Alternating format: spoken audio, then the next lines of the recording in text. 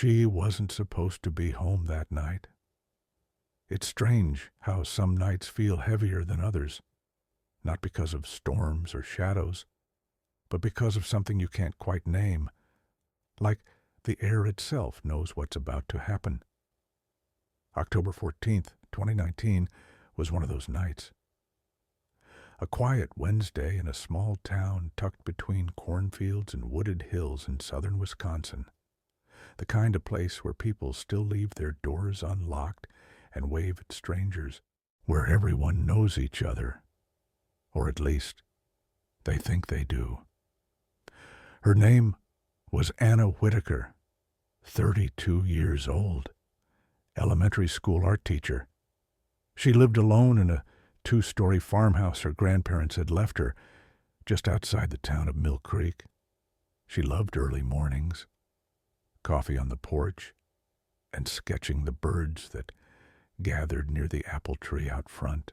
Her life was ordinary in the kind of comforting way that makes people assume nothing bad could ever happen to her, except she wasn't supposed to be home that night. Anna had planned to spend the evening at her sister's place, 40 miles away in Madison. There was a birthday dinner, a few friends, wine, laughter, a normal midweek escape. But that morning, she called her sister to cancel. She said she wasn't feeling great. Maybe a cold coming on, maybe just tired. Her sister, Erin, told her to rest and promised they'd reschedule for the weekend. No one thought much of it. It was just one of those small, forgettable choices that end up meaning everything later. That night, the town of Mill Creek was unusually still. A light drizzle tapped against the roofs, and the sky hung low and gray. Anna's farmhouse sat at the end of a long dirt driveway, surrounded by trees that looked black against the fog. Inside, a single light glowed from her kitchen window. Her neighbor, David Carter, a retired postman who lived across the field, said later that he saw her car pull in around 6:40 p.m. He waved from his porch. She waved back. He said she looked tired, but fine. At 7:12, he remembered hearing a dog bark somewhere near her property. Then, at 8:30, he noticed her porch light flicker, once, then twice, before going out completely. That was the last time anyone saw her alive. The next morning, Anna didn't show up to school. Her principal assumed she was still sick. By afternoon, when she didn't answer her phone, Erin started to worry. She called Anna's neighbors, then the sheriff's office. When the deputies arrived around 5:20 a.m., the front door was unlocked. There were no signs of forced entry, no broken windows, no chaos, just silence. Her car was still in the driveway, keys on the kitchen counter, her phone on the table, dead. And upstairs, her bedroom light was still on. You know that feeling when you walk into a room and something feels wrong, but you can't explain why. That's what Sheriff Dan Pritchard said later during interviews. He said the house didn't smell like fear or violence. It smelled like lavender, coffee, and rain. Everything was perfectly in its place, except for one thing. A half-finished mug of tea sitting on the windowsill in the bedroom, still warm. Anna's bed was made, but one of the pillows was on the floor, and near the foot of the bed there was a single damp footprint, small, bare, and facing away from the door, as if someone had been standing there, looking out the window. Outside, the drizzle had turned to fog thick enough to hide the fields. The deputies searched the yard, the shed, and the woods behind the property. No sign of a struggle, no blood, nothing taken. Just one other strange detail. The back door's lock was broken from the inside. Not forced open, not kicked in, but jammed, as if someone had locked it and twisted it too hard. By nightfall, the sheriff's office had called in the state investigators. They sealed the house, brought in dogs, and marked the perimeter with yellow tape.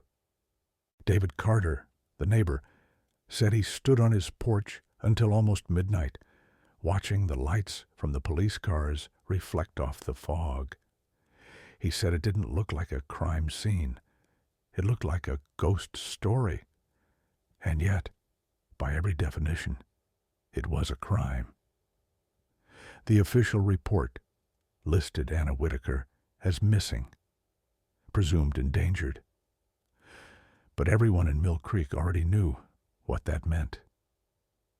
People don't just disappear in towns like this, not without someone noticing. In the following days, the search expanded. They dragged the nearby river, scanned the woods with drones, and checked every abandoned barn in a 10-mile radius. Nothing. The last trace of her was that faint, damp footprint by the window, and the unsettling fact that she hadn't planned to be there at all.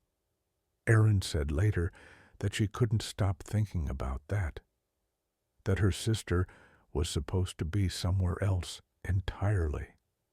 Like fate had nudged her home that night, against her own plans. But fate isn't on record, only evidence is.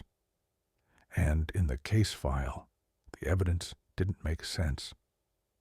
In the days that followed Anna's disappearance, Mill Creek changed. It wasn't the kind of fear that made people scream.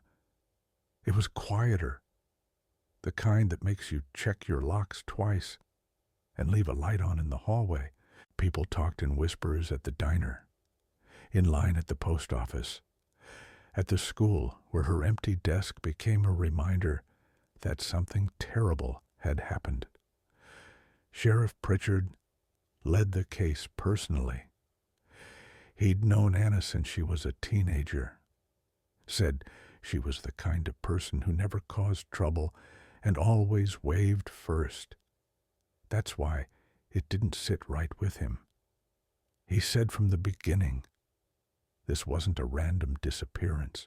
The first major clue came 3 days later, when a farmer about 2 miles from Anna's house called the sheriff's office. He said one of his dogs had found something near the creek behind his property. It wasn't a body. It was a torn piece of fabric, dark green, caught on a branch above the water line. It matched the color of the sweater Anna had been wearing in a photo taken the week before. She vanished, but there was no sign of the rest of it. No blood, no drag marks, no footprints. Just that one fragment, swaying in the breeze like a ghost of her. The forensic team took samples and sent them to the state lab. DNA confirmed it belonged to Anna. They found faint traces of mud and river algae on it, but the strange part was the fibers were stretched, as if the sweater had been pulled hard from both sides. The working theory shifted. At first, they thought she might have left willingly. Maybe she'd gone for a walk. Maybe she'd met someone. But that didn't fit anymore. If she'd left on her own, why leave her keys, her phone, her purse? And then there was her computer. The tech unit recovered her laptop from her desk, still plugged in. At first glance, there was nothing unusual. Emails to co-workers, lesson plans, art references. But one detail stood out. Her browser history showed several searches the night before she'd disappeared. Local repair services. Door won't lock properly. and one that made investigators stop and read it twice. How to tell if someone is watching your house. That search had been made at 9:43 a.m. They cross-checked the timing with the neighbor's statement. The last moment her porch light flickered out around 8:30, meaning that if she really made that search, her computer stayed active for at least another hour after that. So, the next question was simple. Who was using it?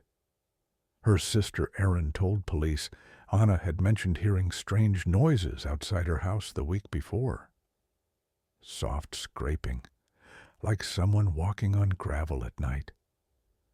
Anna had blamed it on raccoons, but she'd also said her dog, Bailey, wouldn't stop barking at the back door. Except there was no dog when police arrived.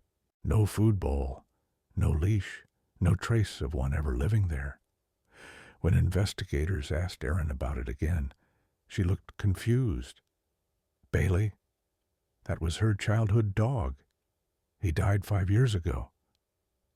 That's when people started to whisper that maybe Anna hadn't been sleeping well. Maybe she'd been imagining things. But her coworkers said she'd been perfectly fine, cheerful, grounded, talking about plans for Thanksgiving 2 weeks after her disappearance. The first break in the case came from an unexpected place, a gas station camera. At 7:56 m, less than half an hour after the neighbors saw her porch light flicker, a car resembling Anna's blue Subaru appeared in the footage, turning out of Mill Creek Road toward the highway.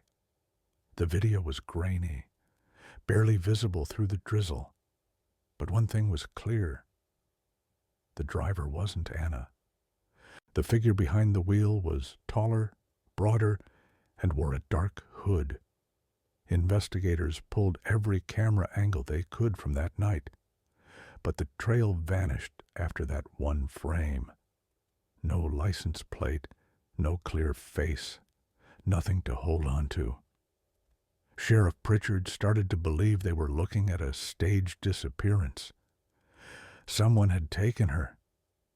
But the strange thing was, if she'd been abducted, where was the struggle?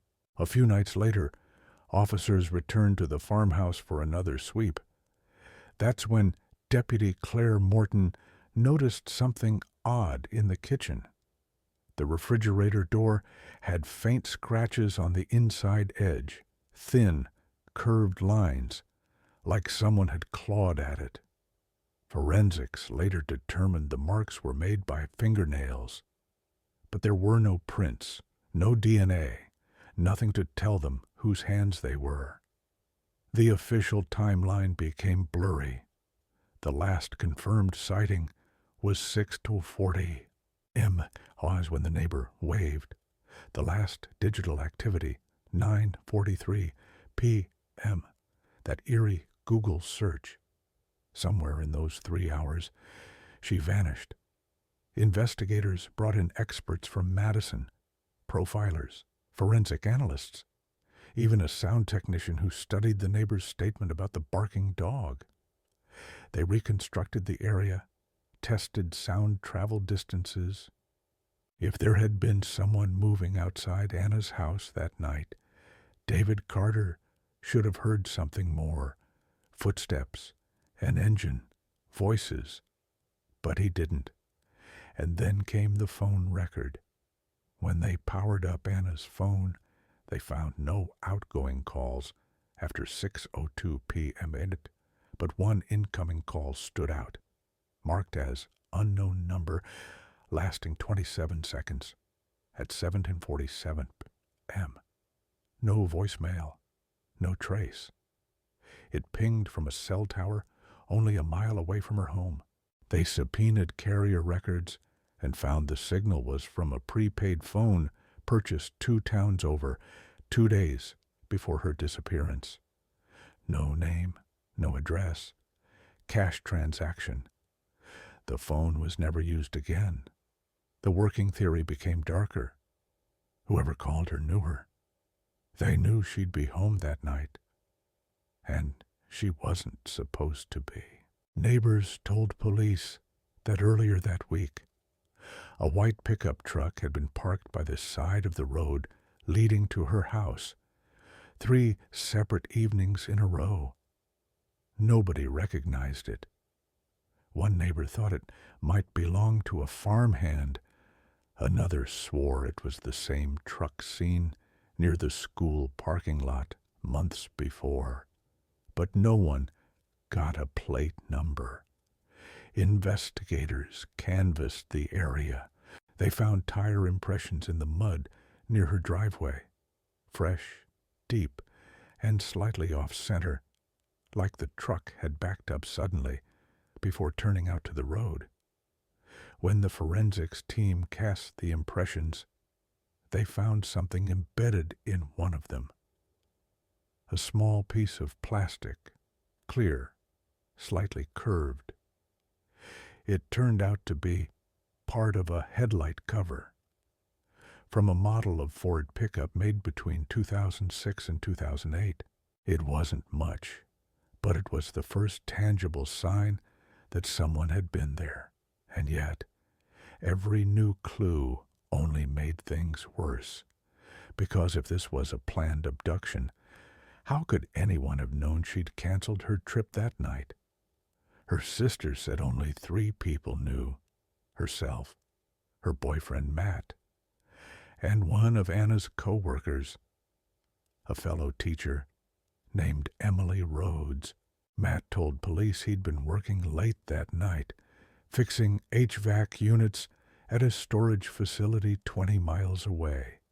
His time card backed him up. Emily said she'd been at a parent-teacher meeting until 8:45 p.m. surrounded by people who confirmed it. So whoever showed up at Anna's house that night wasn't acting on chance. They knew. By the 3rd week, the search for Anna Whitaker had stretched beyond Mill Creek. Posters hung in gas stations, grocery stores, on telephone poles that hadn't carried a fresh notice in years. Local news crews came and went, leaving behind stories that all sounded the same. Beloved teacher vanishes without a trace. But for the people who knew her, that headline hurt. Anna wasn't the kind of person who vanished. She was the kind who showed up early, brought extra snacks for the kids, and texted back immediately.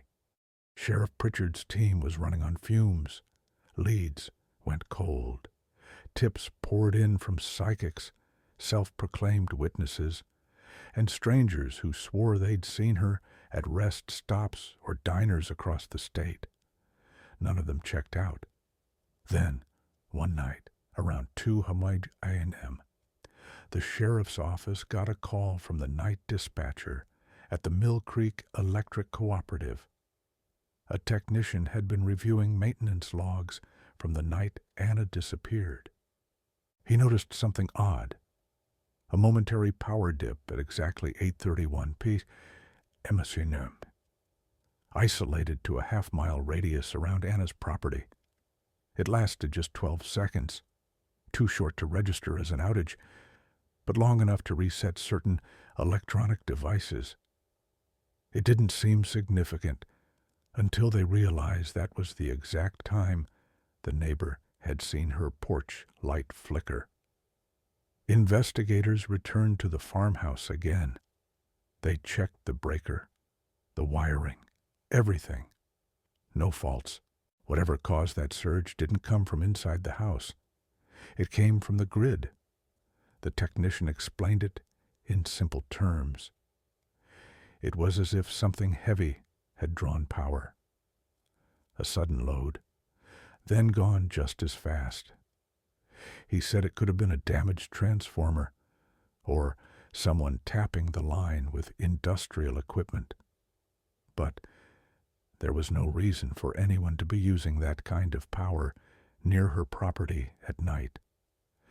And yet, 12 seconds of darkness was all it would take. 2 days later, another piece of evidence surfaced. Something unsettling. Something too deliberate to ignore. A USB drive was mailed anonymously to the sheriff's office. No return address, postmarked from 3 towns over. Inside was a single file, a short, grainy video. It showed a view from a fixed camera, maybe a phone placed on a windowsill. The footage was static for a moment, then adjusted slightly, like someone had nudged it. The angle faced Anna's driveway. At the 1-minute mark, headlights appeared in the distance. A vehicle pulled in slowly, idled for a few seconds, and the lights went off. You could barely see the outline of a person stepping out. Tall, wearing a hood, moving with purpose. They walked toward the side of the house, disappearing from view. And in the faint reflection of the window glass, you could see another figure, someone standing inside the house, holding a mug. The timestamp read October 14th, 8:27 p.m. The footage ended abruptly. When the forensics lab analyzed the video, they couldn't find any metadata. It had been stripped clean. But they did identify one faint clue, a small logo watermark in the corner, half cropped out. It belonged to a home security company called Vantage Eye Systems. When investigators contacted the company, they discovered Anna had indeed purchased a basic motion camera set. But she never finished the installation. One camera had been registered, then disconnected that same evening. They checked the serial number of the footage. It matched Anna's missing device. Whoever sent that USB had the camera. The case began to unravel. The FBI got involved by the 4th week. They built a timeline minute by minute, ruling out suspects one by one. Matt, her boyfriend, passed 2 polygraphs. Emily, the co-worker, was cleared completely. But there was still a gap, that unaccounted window between 8:30 and 9:43 m. Then, a tech analyst named Raj Patel found something odd buried deep in Anna's phone data. Fragments of deleted audio files from a note-taking app she used for lesson ideas. The files were corrupt, barely recoverable, but one had a faint, distorted sound that stopped everyone in the room when they played it. At first, it was static. Then a whisper, a woman's voice, shaky. It said only 4 words. I think he's inside. There was silence after that. Then a muffled click, like a door closing. The timestamp. 8:34 p.m. Sheriff Pritchard played that clip a dozen times. Every time, it made less sense. If she'd recorded that note, it meant she realized someone was in her house. But there were no signs of forced entry. The back door was locked from the inside. When they replayed the recording through filters, a faint background noise emerged. Something rhythmic, almost like breathing. The team concluded it was interference. Microphone noise, maybe wind.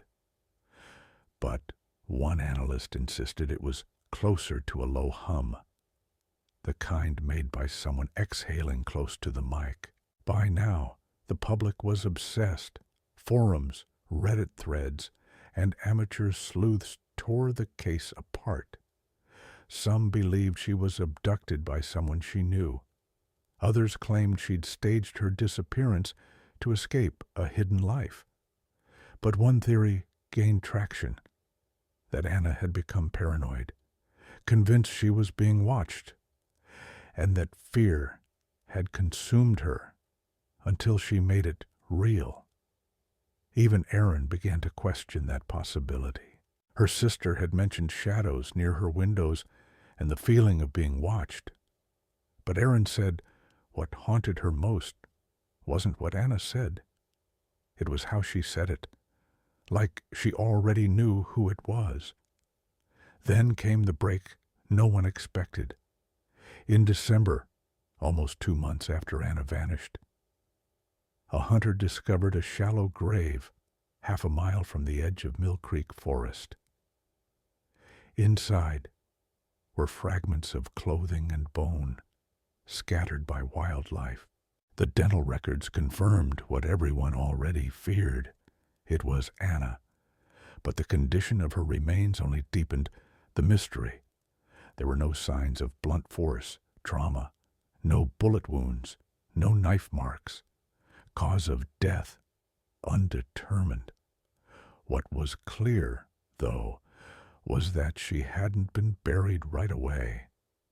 The soil layers showed disturbance several days after she disappeared, meaning wherever she'd gone that night, she hadn't died immediately. And one final discovery chilled investigators to the core. Inside the grave, nestled near her ribs, was something that didn't belong.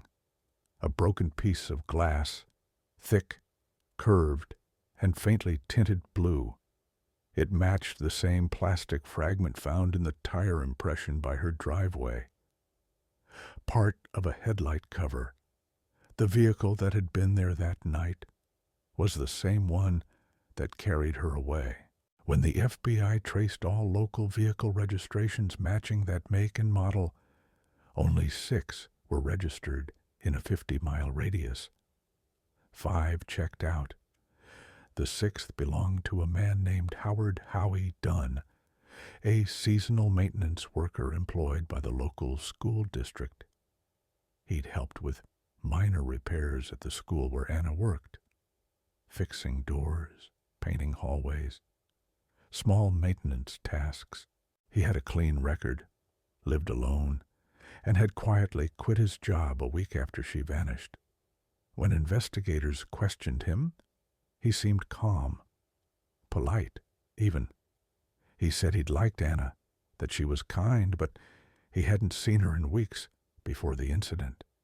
His truck, a 2007 Ford, was parked outside his small home. One headlight was cracked.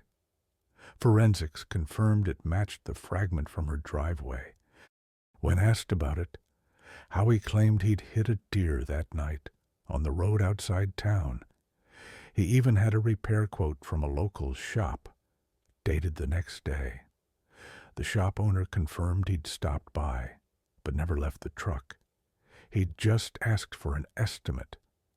When police requested to search his property, he hesitated. Then, almost too easily, said, "Go ahead." They found nothing. No DNA, no clothes, no sign of Anna. But they did find something else. In his basement, sitting on a dusty workbench, was a small motion sensor camera, the same make and model as the one registered to Anna Whitaker. Howie said he bought it at a yard sale. There was no proof otherwise. He was questioned for 14 hours, then released without charge. The case stalled again, but something about Howie didn't sit right with the sheriff. The man was careful, almost rehearsed in his answers. He'd pause before speaking, as if editing his story in real time. One night, after reviewing the files again, Pritchard noticed something chilling. In the old footage from the gas station, that one frame of headlights, the timestamp read 7:56. Howie's time card from the school district clocked him out at 7:55. The drive from the school to the gas station took exactly 1 minute. Coincidence? Maybe. But maybe not. After Howie Dunn was released, the town exhaled too soon. They wanted to believe it was over. that he was just another unlucky man in the wrong place at the wrong time. But the sheriff wasn't convinced. Something about the way Howie looked at the photos of Anna's house, not curious, not shocked, just familiar, kept looping in his mind. Weeks passed. Snow fell over Mill Creek, covering the fields, the fences, and the faint tracks that once led to the river. People started to move on. Christmas lights went up. The case faded from the evening news. Then, in January, Erin received a package at her apartment in Madison. No return address. Inside was a sealed envelope, and inside that, a photo. A black and white print of Anna's living room. It looked freshly taken. The furniture was gone, the walls stripped bare, but the angle matched one of Anna's old Instagram posts exactly. At the bottom, scrawled in faint pencil, were 3 words. She found it. Erin called the sheriff immediately. The package was turned over to the lab, but no fingerprints, no DNA, no postage clue, nothing. Whoever sent it knew how to stay invisible. That night, Pritchard drove out to the old farmhouse again. It had been sold at auction to a construction company planning to renovate it come spring. He stood on the porch, flashlight in hand, watching his breath cloud in the freezing air. And, for a second, he swore he heard something inside. A faint scraping, like nails against wood. When he pushed the door open, the air hit him with that same lavender and rain scent he remembered, except the place was empty.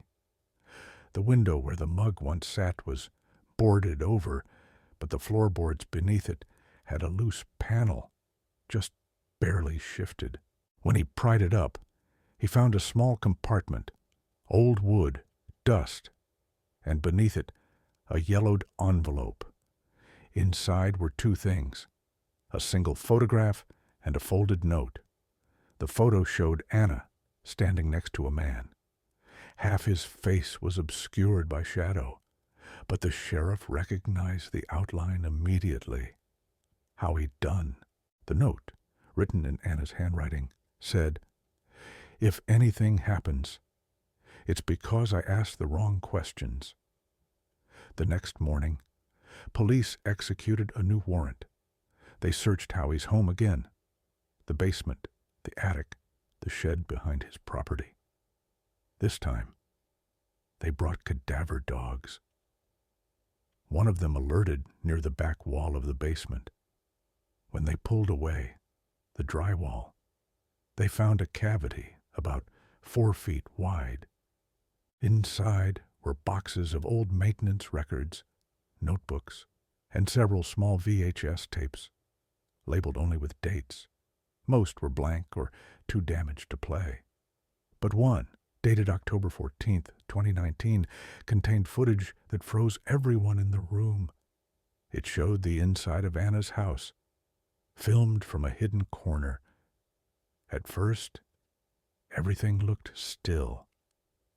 Then, a figure appeared.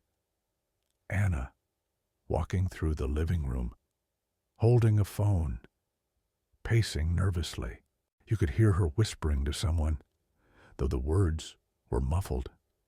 She kept glancing toward the back door. A few seconds later, she froze. The doorknob moved, then slowly turned. The screen went dark. When they pulled the tape out, the reel inside was burned, as if someone had tried to destroy it. Still, the timestamp was clear. 8:33 p.m. That was the same minute she recorded the voice memo. "I think he's inside." Howie was arrested that night. He didn't resist, didn't even ask why. In interrogation, he sat quietly while the sheriff laid out the evidence. the headlight fragment, the camera, the basement tapes. When asked why he did it, he said nothing. But as the sheriff was leaving the room, Howie finally spoke. His voice was low, almost calm. "She wasn't supposed to be there. You know that, right?" The case ended there, at least on paper. Howie was charged with unlawful confinement and second-degree homicide. He pleaded not guilty, but during pre-trial hearings, he took a plea deal for manslaughter, claiming it was an accident, that he'd broken in, intending only to scare her. No one ever learned what he meant by that. He died in prison 2 years later, reportedly by his own hand. But even that part didn't close the story, because when investigators cataloged the rest of the tapes found in his basement, they discovered something worse. Several of them were labeled with dates going back years, 2016, 2017, 2018. Each one corresponded to a woman who'd lived alone in the surrounding counties. Some of them had filed police reports about strange noises or missing belongings. None had ever been linked together, until now. Howie Dunn wasn't just a maintenance worker.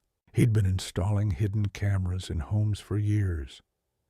He watched them live their lives, waiting for the night they stayed home, alone.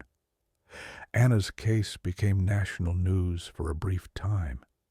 People called her the woman who wasn't supposed to be home, the one who disrupted a predator's pattern without even knowing it.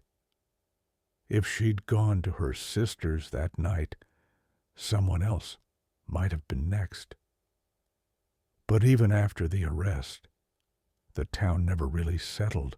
The farmhouse stayed empty for months, its windows boarded and paint peeling under the snow.